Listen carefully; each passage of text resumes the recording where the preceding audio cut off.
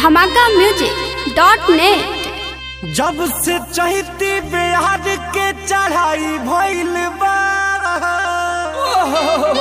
अरे जिया प्यास हट हट तब से हमारो जवनिया फुलाई गइल बा। हे राजा जी कुछ दिन छोड़ के कटनिया तू घरे रह राजा जी। अरे काहे हो देह से रगड़े के देह बेरा ही गइल बा।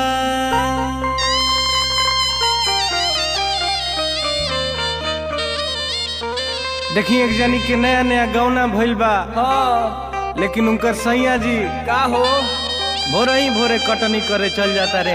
तो बड़ा गजन बा। जब सांझी खावत रे हाँ तनी सा आराम करके चैता गावे चल जाता रे। ओहो तो उनकर मेहरारू उनका से का कहतरी का कहतारी हो सुनी सभे। भोरे भोरे राजा करे चला तू कटनिया रोवे लायक कहले हमर सेज पो जवनिया।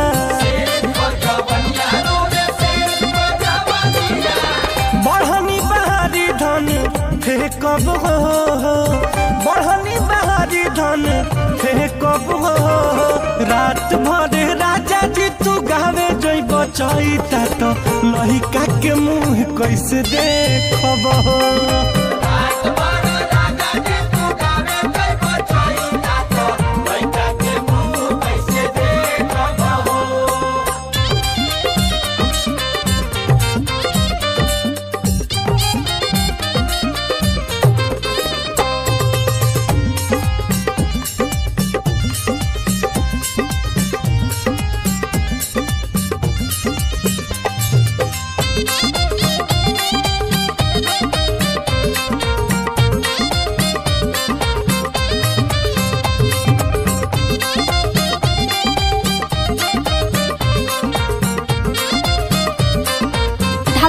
धमाकाmusic.net। देह रसियाइल बा मन लसियाइल बा बहुत पछुआ बहरिया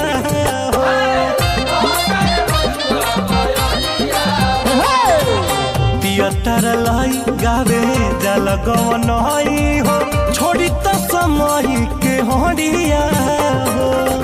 छोड़ब न राज राह छे कब हो छोड़ब न आज राह छे कब हो।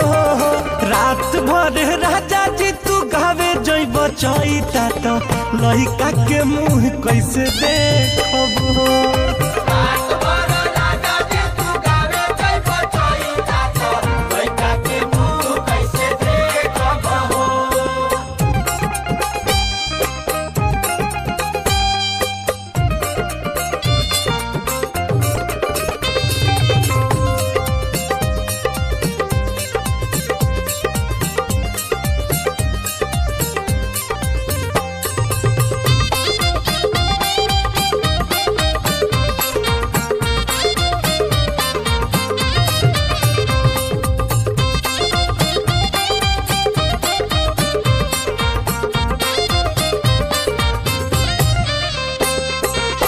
साबुन लगा के हो ऐनी नहा के हो जनी जाए पंकज रोआ के हो।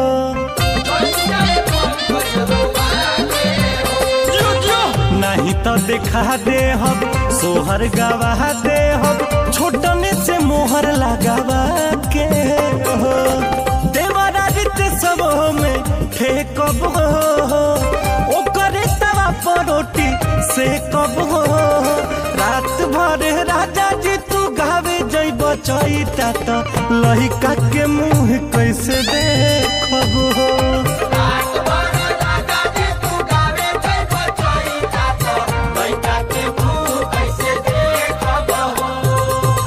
धमाकाmusic.net।